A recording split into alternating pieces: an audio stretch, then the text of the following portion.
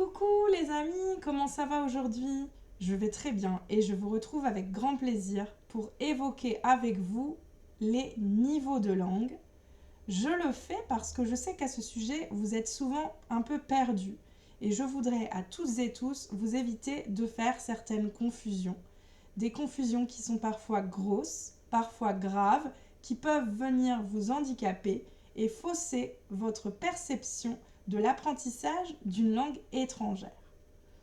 Alors, je vous en conjure, d'abord, adaptez vos objectifs à l'usage que vous souhaitez faire de la langue étudiée.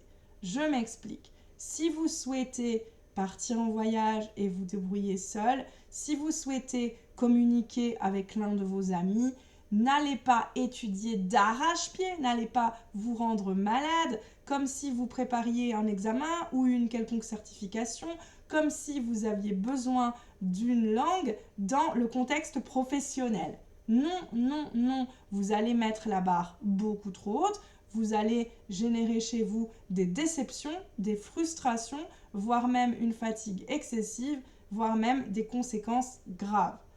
D'abord, souvenez-vous, mon objectif s'adapte à l'usage que je souhaite faire de la langue étudiée, la manière dont je veux l'utiliser.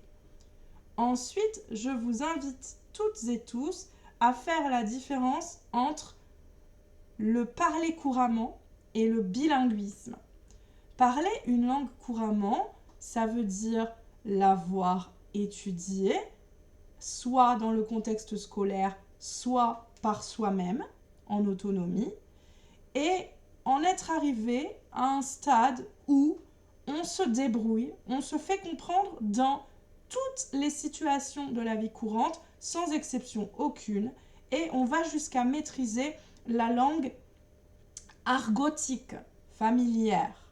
C'est-à-dire que même si on ne connaît pas l'expression, on va deviner son sens grâce au contexte dans lequel elle a été employée et on va le faire sans avoir à demander à notre interlocuteur de répéter, de ralentir ou de reformuler ses propos. Ça, c'est le parler couramment. Le bilinguisme, lui, il peut être inné ou forcé. J'aime pas ce terme, mais je suis obligée de l'employer. Vous êtes bilingue inné lorsque l'un de vos parents ou vos deux parents sont nés à l'étranger. Ils sont de langue maternelle anglaise, allemande, espagnole, italienne, mais ils ne sont pas français. Vous êtes bilingue forcé lorsque vos parents, bien que français de souche, vont utiliser par exemple la radio anglaise, la télévision anglaise, les journaux anglais, vont vous planter devant, j'ai envie de vous dire, et vous forcer à entendre cette langue depuis votre plus jeune âge pour qu'elle s'imprime dans votre cerveau, pardonnez-moi l'expression, et pour que vous acquérez malgré vous certains automatismes jusqu'à ce que votre cerveau assimile la langue étudiée de manière forcée à votre langue maternelle et que vous vous retrouviez à vous faire comprendre dans cette langue et à la parler d'égal à égal. Attention, dans le cas d'un bilinguisme, qu'il soit forcé ou inné, il ne va pas forcément fonctionner. Il ne fonctionnera que si l'adulte qui inculque la langue à l'enfant campe sur ses positions. Je vous donne un exemple. J'ai eu la chance de connaître une petite fille qui est née d'un couple mixte. Un parent français né en Normandie, un papa français, et une maman britannique née dans le nord de l'Angleterre. Cette petite fille vit aujourd'hui à Montréal, au Canada. Elle maîtrise aussi bien le français que l'anglais. Elle fait la différence entre le français de France et le français du Québec. Et elle bascule parfaitement du français à l'anglais parce que son père lui a toujours parlé exclusivement français et que sa mère ne lui parle que anglais. Elle communique tout aussi bien avec ses grands-parents francophones que ses grands-parents anglophones. Il n'y a aucun problème de compréhension, de communication, aucun malentendu, aucune frustration. Voilà, donc faites bien attention d'adopter une ligne de conduite et de rester dessus, quoi qu'il arrive. Voilà, donc maintenant, quand vous étudiez une langue, n'allez surtout pas dire « je souhaite devenir bilingue ». Dites plutôt « je rêve de parler une langue couramment ». Ne vous l'imposez pas non plus. Laissez venir, ne vous mettez pas trop de pression. Dites-vous plutôt que vous souhaitez parler la langue le mieux possible. Vous débrouillez le mieux possible. Allez le plus loin possible dans votre apprentissage. Vous verrez, si vous raisonnez ainsi, vous pourrez sans doute vous surprendre. Alors maintenant, pour aller un petit peu plus loin, je vais m'adresser à vous, chers étudiants, qui avaient préparé des examens, qui en préparaient peut-être encore, qui souhaitaient peut-être obtenir une quelconque certification en langue étrangère, voire peut-être même utiliser la langue étrangère dans le contexte professionnel. Vous éprouvez dans ce cas-là le besoin, vous avez l'obligation de vous référer à ce que l'on appelle le CECRL pour Cadre européen commun de référence en langue. Alors, c'est un nom très très barbare qui veut dire que quelle que soit notre origine, à partir du moment où on étudie la langue dans l'un des pays membres de l'Union européenne, on doit tous avoir les mêmes bases, les mêmes références, tous chercher à acquérir les mêmes connaissances et à développer les mêmes compétences au même moment, tout simplement. Vous pouvez avoir à votre disposition le référentiel de ce CECRL, c'est-à-dire son contenu condensé, qui va vous dire tout ce qu'il faut atterrir à quel niveau, à quel moment, en matière de lexique, grammaire, conjugaison, acte de parole et acte d'écriture, c'est-à-dire maîtrise de la langue écrite ou de la langue orale. Alors, ce CECRL, il se divise en 6 niveaux. Vous avez les niveaux A1 et A2, B1 et B2, C1 et C2. Vous avez peut-être déjà vu ces lettres et ces chiffres associés les uns avec les autres. Le niveau A1, c'est le niveau que l'on appelle le niveau découverte. Moi, j'aime pas ce mot-là. Je dirais plutôt le niveau basique ou le niveau brise-glace, parce qu'il équivaut à la première année d'apprentissage ou à l'année de 6e au collège, l'année pendant laquelle on apprend les bases, que ce soit les nombres, les lettres de l'alphabet, les couleurs, les formules de politesse, les phrases stéréotypées telles que « je ne comprends pas »,« je ne sais pas »,« excusez-moi ». Voilà, on découvre la langue, on découvre ces mots, ces sons, on découvre certaines données culturelles aussi. Le niveau A2, c'est le niveau que l'on nomme niveau de survie. Alors, moi non plus, j'aime pas ce mot-là, je dirais plutôt niveau environnemental, niveau quotidien. Parce que là, on aura avancé dans l'apprentissage et on sera capable d'évoquer sa routine, son quotidien, son environnement proche, c'est-à-dire ses loisirs, sa famille, sa profession, ses éventuels animaux de compagnie, etc., etc. Les niveaux B1 et B2 sont les deux niveaux que l'on dit niveau seuil. Alors moi, je ne vais pas les appeler comme ça.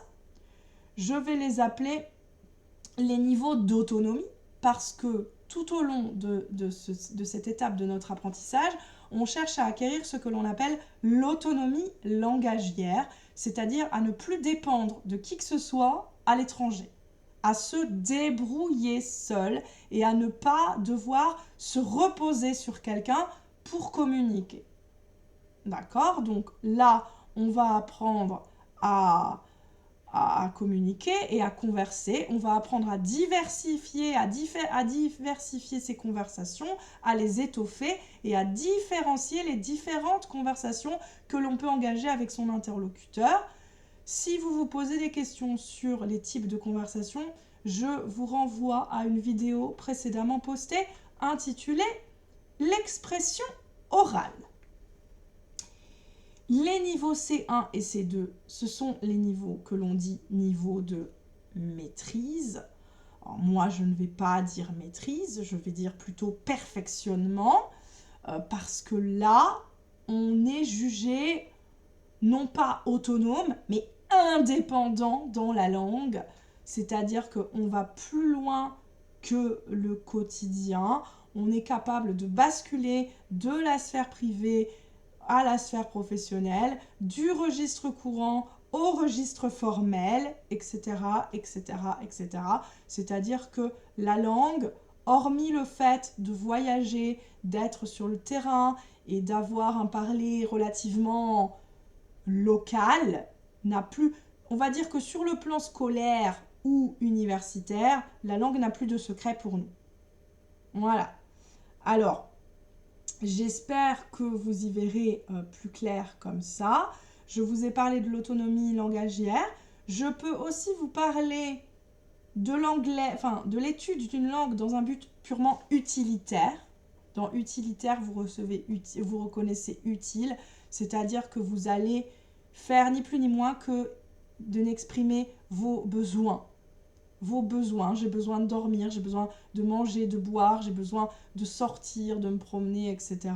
Je pose des questions, j'obtiens mes réponses, je ne vais pas plus loin que ça. Voilà, ça c'est avant de vouloir progresser, avant même de vouloir creuser l'idée de conversation. Et encore en dessous de ça, vous pouvez avoir ce que l'on appelle le pas linguistique, c'est-à-dire que vous allez faire un pas vers un interlocuteur d'une culture différente de la vôtre, faire un pas vers lui, vous intéresser à lui, sans non plus trop vous compliquer la vie. Je vous donne un exemple. Je me suis rendue à Malte en juillet 2019. Je l'ai fait juste avant la Covid et les confinements, avec grand plaisir. Je n'avais aucune intention d'apprendre ni de parler le maltais, qui au passage est une langue construite sur bien des langues, une langue bien complexe que j'ai tout simplement renoncé à apprendre.